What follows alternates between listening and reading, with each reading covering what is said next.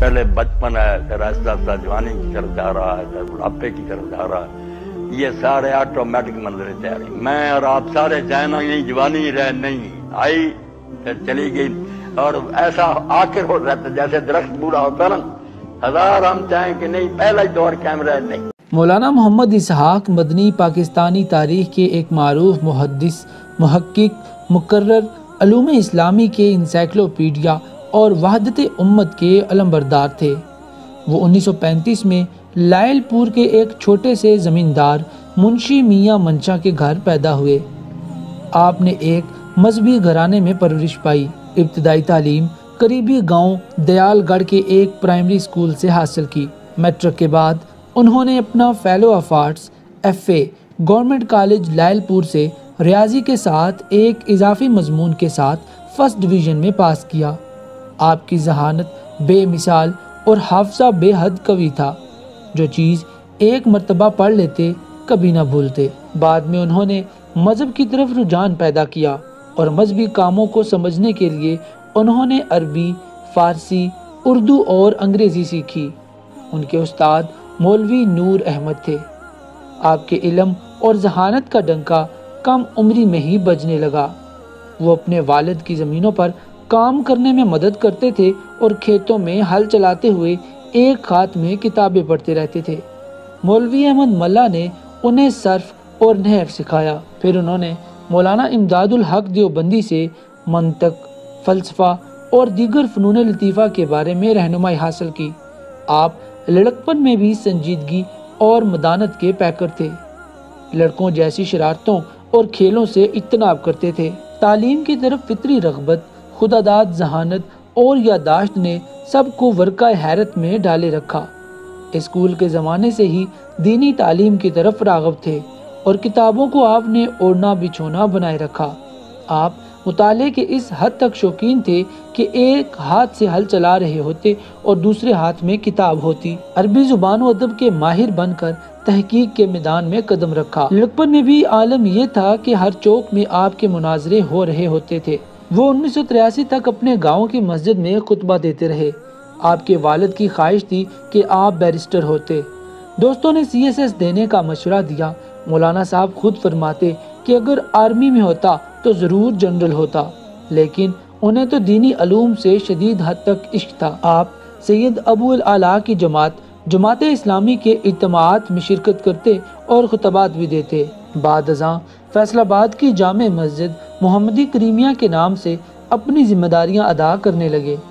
ان کے جمعہ کے خطبات کی وجہ سے بہت سے لوگوں نے اپنے عقائد کی اصلاح کی اور وہ لوگوں میں مقبول ہوئے۔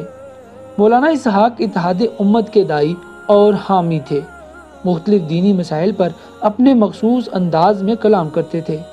مولانا اسحاق پاکستان کے ان محقق علماء دین میں سے تھے جو اہل دولت ہونے کے ساتھ ساتھ شاندار دانش بھی رکھتے تھے۔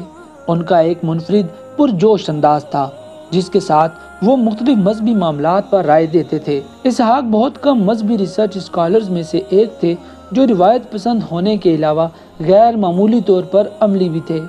شریعت کے مختلف امور پر اعلان کرتے ہوئے انہوں نے نہ صرف صحیح روایات کی بنیاد پر اپنا استدلال قائم کیا بلکہ منطقی دلائل سے اپنے سامعین کو قائل کرنے میں بھی کبھی کوتاہی نہیں کی۔ اسحاق کو جذبات کے ساتھ ساتھ دلائل پر بھی زبردست عبور حاصل تھا اور اسی وجہ سے وہ شیعہ اور سنی دونوں مکاتب فکر میں بہت عزت کی نگاہ سے دیکھے جاتے تھے اور ان کی تقریریں پوری توجہ سے سنی جاتی تھی۔ مولانا کہا کرتے تھے، مذہب نہیں سکھاتا آپس میں بیر رکھنا، میرا پیغام محبت ہے جہاں تک پہنچے۔ اسحاق اسلامی برادری کے اتحاد پر یقین رکھتے تھے۔ انہوں نے کبھی کسی فرقے کی مذمت نہیں کی اور اسی وجہ سے ان کے حلقہ احباب میں تمام فرقوں کے لوگ شمار ہوتے تھے۔ دفاع اہل بیت میں ان کا کوئی ثانی نہیں۔ اسلامی تاریخ کے واقعات کو جس تحقیق سے حدیث کی روشنی میں انہوں نے پیش کیا اور مخالفت مول لی وہ اپنا کوئی ثانی نہیں رکھتا۔ سارے مسالک کے لوگ دور دور سے آتے، خطبات سنتے، سوال و جواب اور فتاویٰ کی محفلیں ہوتی اور نماز ادا کرتے۔ مسجد کریمیہ کی 3 منزلیں تھیں۔ آپ کے آنے سے پہلے ہی مسجد لبالب بھری ہوتی اور تل دھرنے کو جگہ نہ ملتی۔ مسجد چھوٹی گلی چھوٹی مولانا کے پیروکار امٹ کر آتے اور مولانا کے خطبات سے علم و عمل کی ترغیب لے کر جاتے تا دم آخر اسی مسجد سے جڑے رہے۔ مولانا کا ٹی وی پر نشر ہونے والا پروگرام فتاوی آن لائن ان کی شہرت اور لاکھوں مسلمانوں کی اصلاح کا سبب بنا۔ آپ نے تمام مکاتب فکر کے علماء سے مناظرے کیے۔ اسحاق نے اپنی گفتگو اور تقریر میں مکمل اور مفصل حوالوں کے ساتھ استدلال کرنے کا دعویٰ کیا اور پھر اپنے موقف پر ڈٹے رہے۔ مولانا محمد اسحاق بہت ہی عاجز اور صابر عالم دین تھے، جس سے ملتے خندہ پیشانی سے ملتے، علم اور زہد کی جیتی جاگتی مثال تھے۔ مولانا ہر مسئلے کی صحیح بات کو جو قرآن و حدیث سے ثابت ہوتی من و عن تسلیم کرتے، مگر جہاں حدیث کے روایان میں جھول ہوتا وہاں صحیح حدیث کی تشریح کرتے اور اس سلسلے میں کوئی رعایت نہ کرتے۔ ہزاروں اشعار از بر تھے۔ آپ فرماتے دین اللہ اور رسول پاک کے ارشادات کا نام ہے۔ مولانا فرماتے تھے کوئی بھی مسلک بنیادی طور پر غلط نہیں ہے، یہ اس کے علماء ہیں جنہوں نے لوگوں کو تقسیم کر رکھا ہے۔ فرماتے تھے کسی سے نفرت نہ کرو، نیز ساری عمر امت کو جوڑنے میں لگے رہے۔ مولانا کی بے مثال تصانیف میں وحدت امت، مقصد حسین، احکام و عید و قربانی، خطبات اسحاق اور دیگر کئی کتب شامل ہیں۔ مولانا اسحاق ایک عظیم آدمی تھے۔ دور حاضر میں ان جتنا بڑا عالم نہیں نظر آتا۔ آپ نے پوری زندگی دین کے لیے وقف کر دی۔ عبادت گزار بھی تھے اور تہجد گزار بھی۔ بوقت وفات بھی تہجد کے لیے بیدار ہوتے تھے۔ معمول تھا کہ رات کے تیسرے پہر بیدار ہوتے، غسل کرتے، اپنے لیے اور اپنی اہلیہ کے لیے چائے خود بناتے، دونوں چائے پی کر نوافل ادا کرتے۔ وقت وفات بھی اسی معمول پر بیدار ہوئے، پر طبیعت نے ساتھ نہ دیا۔ پھر یہ نفس مطمئن اطمینان سے اپنے رب کے حضور پہنچ گئے۔ جی مولانا صاحب درود کا کیا مفہوم ہے اور تسبیح کا کیا مفہوم ہے؟ اللہ تسبیح جو ہم کرتے ہیں اس کی کیا؟ ماشاءاللہ ڈاکٹر صاحب نے بہت اچھی باتیں کی۔ یہی تو میں چاہتا ہوں کہ بجائے درس کرانے کے سوال کیا کرو، بچیاں کریں، بچے کریں، ذہن کھول جائے۔ درود فارسی زبان کا لفظ ہے، عربی زبان میں صلات ہے۔ درود جو ہے نا فارسی میں اس کا معنی ستائش، تعریف، جے پکارنا، زندہ باد کہنا، کسی کی مد و ستائش کرنا جانا، بلے بلے جس کو ہم اپنی زبان وہ درود ہے۔ اور عربی زبان میں جب صلاح کے بعد علی آتا نا، اگر صرف سلو کہیں تو نماز پڑھو، اور اگر سلو علیہ علی یہ پریپوزیشن جیسے آپ جانتے پوٹ out, pot on, pot of آگے بدلتا جاتا ہے، معنی بدلتے جاتے ہیں۔ صلاح کے بعد جب علی آ گیا تو داد دینا، تعریف کرنا، شاباش کہنا۔ تو اللہ نے ہمیں حکم دیا کہ دین کے دشمن اعلان نبوت سے پہلے حضور کو صادق اور امین مانتے تھے، بڑا ادب کرتے تھے، مگر صرف دین بتانے کی وجہ سے دشمن ہو گئے۔ کبھی آپ کی بیوی کو بدنام کرتے ہیں، کبھی آپ کو مجنون کہتے ہیں۔ تو سورہ احزاب میں وہ ساری شرارتیں جو حضور کو بدنام کرنے کی کرتے ہیں وہ بیان کر کے کہا یہ کافر صرف آپ سے یہ انتقام لے رہے ہیں کہ انہوں نے اللہ کا دین کو میں کیوں بتایا۔ اب تمہارا کام یہ ہے کہ جتنی یہ دشمنی کرتے ہیں تم حضور کو اس کارنامے کی داد دین کو دین سمجھنے کی کوشش کریں۔ اور 4-5 عالم اس دور کے جنہوں نے روئے کہ دین سمجھو یار، اس کو پھیلانے کی کوشش کرو۔